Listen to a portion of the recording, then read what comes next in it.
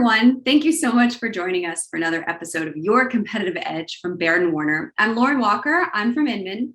And today I want to kind of harken back to the title of this series, which is Your Competitive Edge, because very few things in real estate give you a competitive edge like marketing.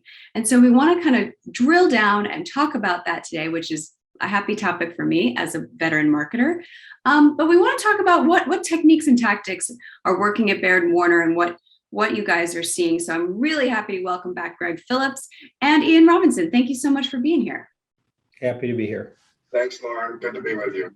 Excellent. So we're going to talk about marketing today. And so I want to hear from you about maybe how things have changed, because you both have some years in the office, you're managing brokers, so you're supervising agents, you're providing guidance. Greg, why don't you start and tell me kind of how has the conversation evolved over the years about marketing? What have you seen?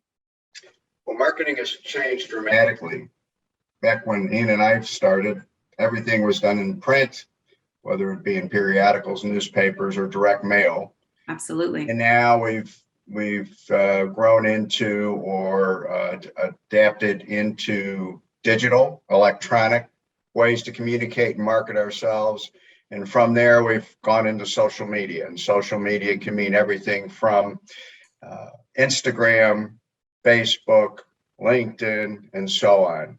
So it is now a multi-layered approach that agents can use and that agents are really excited about, but also can create a lot of time and can get confusing for the average agent, I think. I think that's right. And so let me ask you a little bit more about that. What kind of knowledge are agents coming to you with these days that they didn't have before?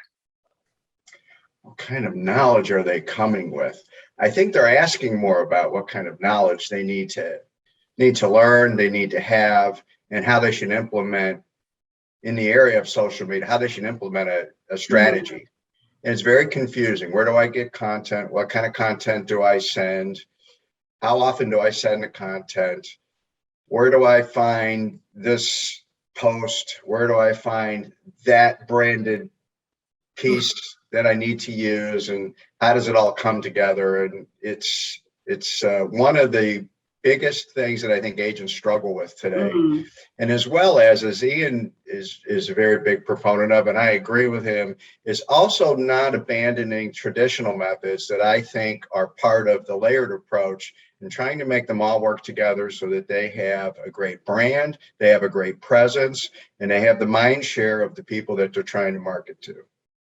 I like that you said strategy, kind of overall view. So Ian, how do you coach agents who come to you and say, where do I start? What do I do? There's too many moving pieces. I'm confused. Well, one of the first things I tell any agent that starts with me is to always come to me before they spend money on things, because every stupid thing that could possibly be done in this business with your money, I either did when I was an agent or I've managed an agent through the years I have. And I like to make sure that I help them avoid those pitfalls. And there's really two types of marketing. There's marketing that's what I call ego-driven marketing that makes them feel good. Mm-hmm. And then there's marketing that actually is profitable marketing that actually has an impact on their business. So, some examples of ego things are like shopping carts, billboards, things like that, that honestly, if an agent is a very, very well-known name in a certain area, that can reinforce their brand and it might be a good idea for them. But for most agents, it's, I get to see myself on these things, but are they actually getting any kind of real return on investment for what they're spending? So not a big proponent of that. The other thing is it's better to be consistent in a smaller amount of things or to a smaller group of people than it is to be inconsistent with a large group. And one of the prime examples of that is when agents are doing what we call farming, picking either a geographic or a demographic group that they're going to farm to, they end up often saying, well, I have a farm. Well, how often do you send a piece of mail? 3 times a year, 4 times a year, quarterly, whatever. And the reality is that's not enough to have a predictable impact on your business. That agent would be better off targeting a smaller group of people with direct mail and some electronic marketing over that area it for at least every month, if not every couple of weeks, to make sure that they're having an impact into those people's choices and being a viable option for them. And that's just not going to happen. And, in our business, we tend to see, what a lot of us refer to as the shiny penny syndrome. Yes. Here's this new marketing, or even here's this new brokerage model, this new company, this new coach, this new whatever. And agents will jump to the shiny penny. And often they forget that there is a silver dollar that's maybe tarnished because it's been around for a long time, that's sitting there, but that silver dollar has a heck of a lot more value than that shiny penny, yet agents will jump from one thing to another, very frequently. So in marketing and choosing brokerages, in training, and who they're going to hire to be their coach. I know in our office, we do a lot of coaching here, but at many companies, agents have to pay someone at the company to coach, or they have to get, their own coach in addition. So really, for me, it comes down to, is it a good financial investment, and also their time and energy? Right. And again, like Greg said, we really need a multi-channel approach. A lot of brokerages and coaching companies now are really pushing on social media and email marketing and text message marketing because it's easy and it's more comfortable. But the reality is, when the market isn't as easy as it's been since 2012, and it can't stay this way, when we look at the data, we've been on a constant upswing. And I believe, and I'm sure Greg agrees, that before COVID hit, we were on the verge of having a market correction anyways. Yeah. And then COVID kind of created a artificial severe market correction for a couple months, and then it went springboarding way up, creating this artificial high, and that is not sustainable. So we're going to go through a market correction. A lot of the people that are in the business now never went through that before. Right. Some of these coaches that are coaching people now never went through that before. Social media and email marketing was not as prevalent and as pushed by many entities as it was, as it is now. So I think what we're going to see is the agents that are doing the basics, the phone calls, meeting with people one-on-one, doing farming mailings, doing direct mail to their sphere of influence, in addition to, not instead of, the social media, the text and everything. Right. Those agents are going to do very well when the market corrects. The agents that are relying too heavy on electronic and low cost only are going to find it very hard to do well in the coming market. So that's our message today, is that it's the blend of old and new school, but make sure it has impact and make sure it is growing your business. Greg, one thing you mentioned when we kicked off was social media and how it's very confusing, and agents are like, I don't know what to post, I don't know where to get content, what do I do? Baird Warner has a new program, and I was wondering if you would talk us through what that program is and what it does. Yeah, I'd be glad to. We have a great program, and I think it's unique to us. And I'm very proud to be with the team that has actually quarterbacked it and put it all together and organized this program. It's part of an overall program called Balance, which is really broker support services. And this is one of our newest rollouts. It's called Get Social.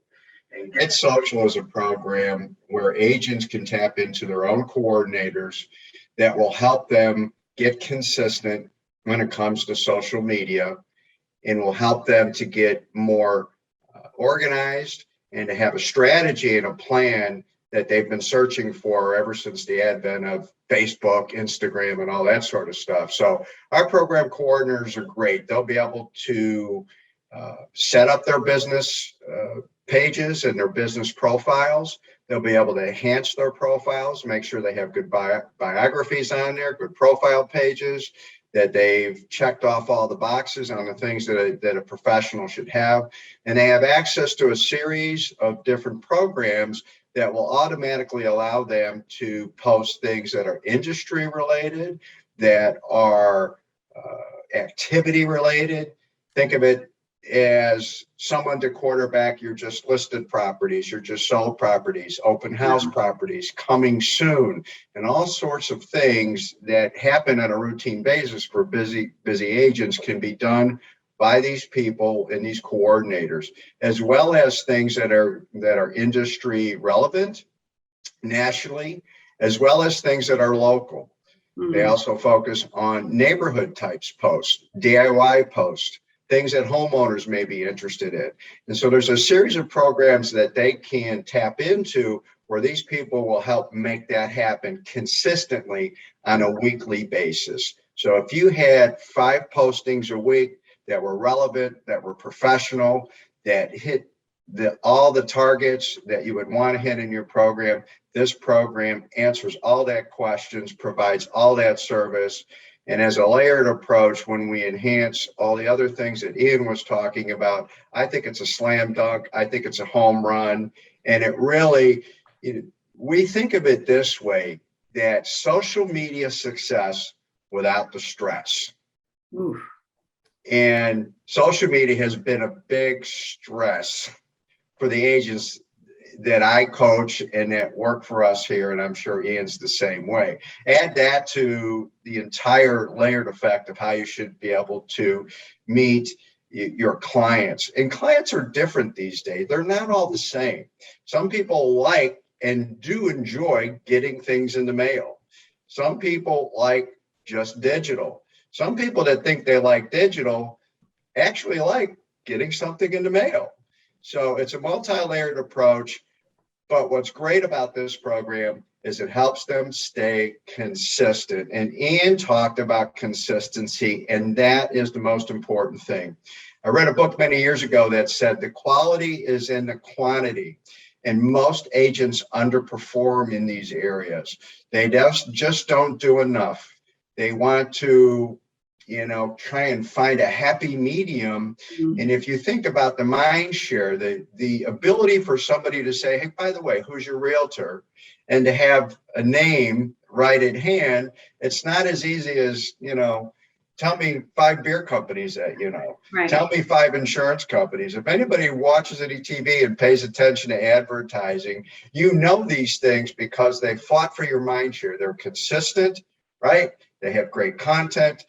And that's what we're trying to create, I think, with this consistency of get social without the stress, pass it off to a professional for very reasonably will help make you relevant. And I've noticed just in my little bit of things that I do socially, when I see people that I know outside of the Chicagoland area that are watching me, I'm often amazed that they say, wow, you really are engaged and I really like your postings and I like the stuff that you're putting out there. Now they're states away and, right. And that's how you gauge sometimes. Sometimes you don't know how it's well it's working until you start to engage with people. And of course, obviously in social media, you can see what people are looking at and so on. And so it's a pretty neat way to really enhance your business and to grow your business and to remain relevant and to have that mind share, to have that brand in the brain. I always say it's most people can't tell you 2 realtors. They can't name 2 realtors, but they can name all the other ones I've mentioned before. Right. Well, you touched on something that we've talked about in other episodes of the highest and best. What's the best use of your time? And so it seems to me that this is really kind of ticking those boxes of outsourcing activities that are going to give you impact, but not suck time away from you, because we all have a finite amount of time.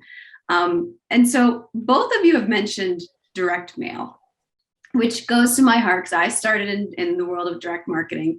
But back in the day, we were well aware that people opened their mail over the garbage can. And so the question became, once the world went digital, is what is the value? It's a very expensive prospect to send mail, but you guys have a very interesting story that I want to talk about. Ian, why don't you introduce this newsletter that you guys collaborated on? I would love to do that, but Greg ended by talking about brand a little bit. I just want to say a couple quick things about brand before I forget. The thing that agents and, I think our industry forgets is the brand isn't about just their picture.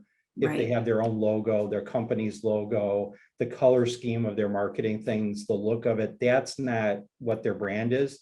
Their brand is the customer experience that someone has working with them. It's their ethics, it's their integrity, it's them understanding and knowing all the relevant laws and rules that we have to abide by. And it's that whole package. And we tend to forget that. And our balance program here at Baird Warner, which includes the social media component that Greg mentioned, also has contract care, which I'm proud Greg said he was instrumental in kind of creating the social media thing. We created the contract care initially in our office, and then it kind of grew from there into the company-wide thing.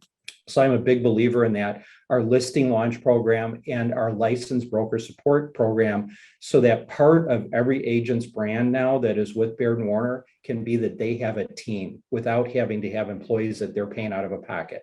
So an agent from day one can have this team available to them.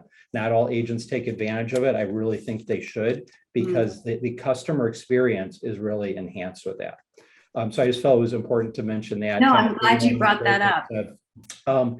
The other question about the newsletter. So, many years ago, we saw a need in our office kind of for a paper newsletter, and we started to kind of create one. And very early on, Greg became interested in that for his office too, and we kind of made it a joint project where we created a template, and we try and do it fairly local. And then through our office staff, we actually can customize it for each agent. So if an agent, say, lives in Niles, they can have Niles market data. If they live in Long Grove, they can have Long Grove market data.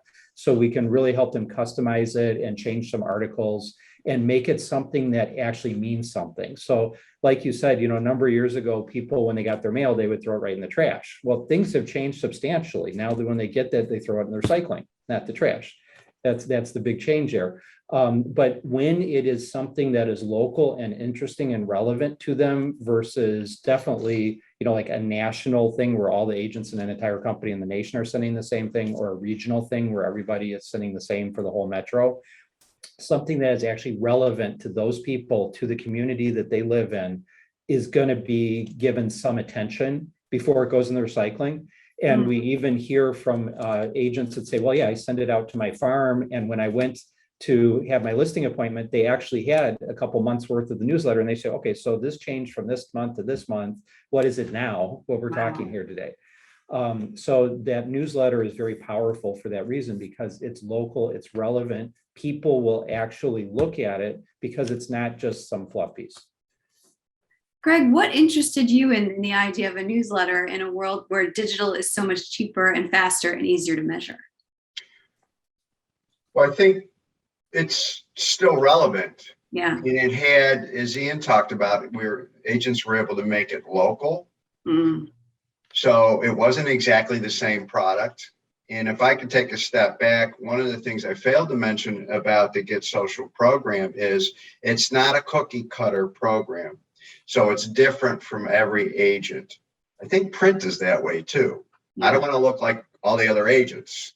I want to be different. In the Get Social program, every agent has a different look, has different content, and it's not just regurgitating all the same sort of stuff. But print is still relevant. We went from, oh my gosh, I don't have to spend all this money in print. Didn't do good if you farmed. Didn't do good if people were used to getting your things, right? And interested in getting your things. And they shifted 180 degrees over to digital. Well, guess what happens with digital?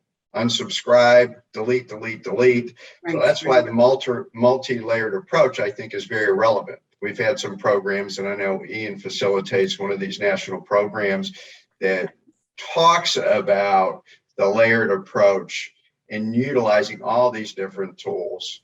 And, you got to catch people.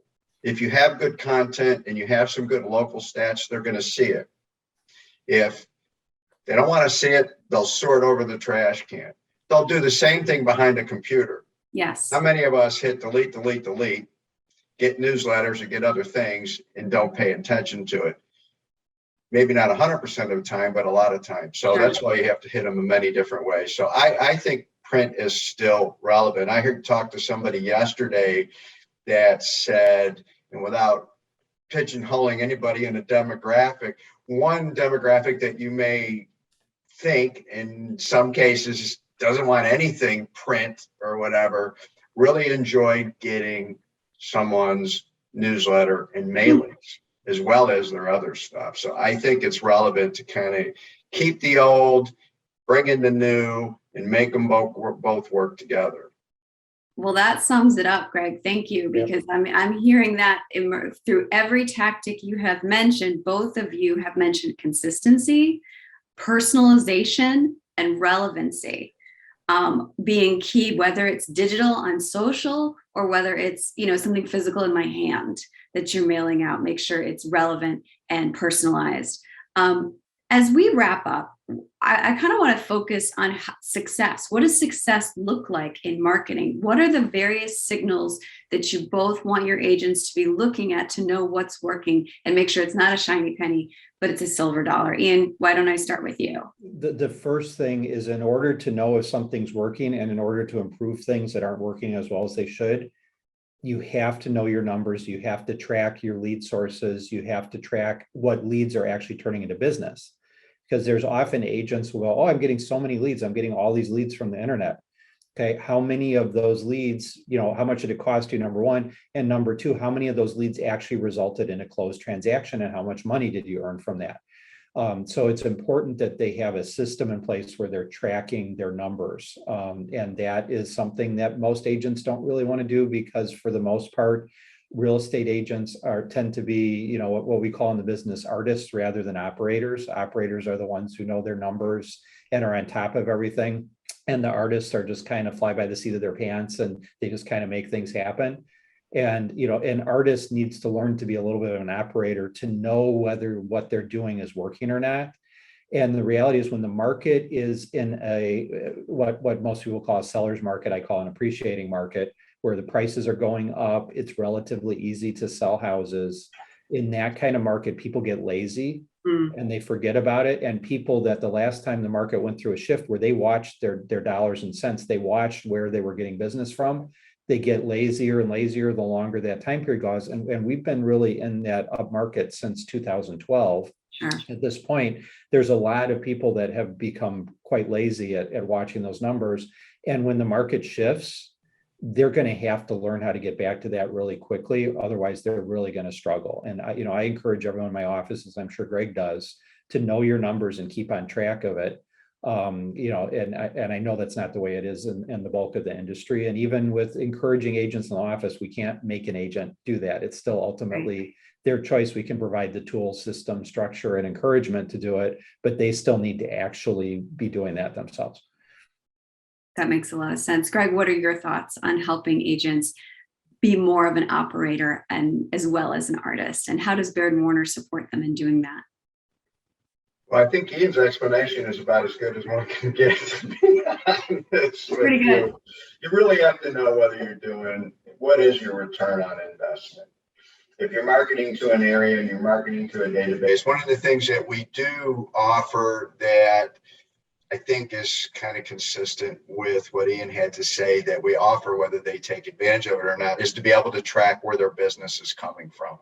So at the end of the year, if somebody wants to create a report and look at the amount of production they had, the amount of transactions that they had, and what segments of their marketing program where did those deals come from?